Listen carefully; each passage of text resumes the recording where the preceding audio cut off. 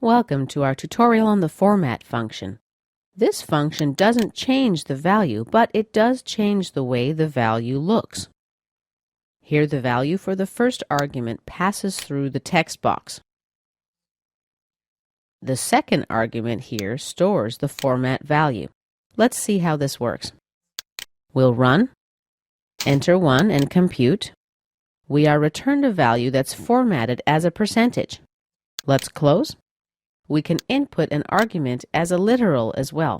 Let's say 0.57, compute, and once again, our return argument has a percentage formatting.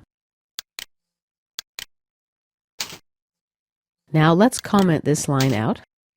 Next, we'll check the yes/no argument.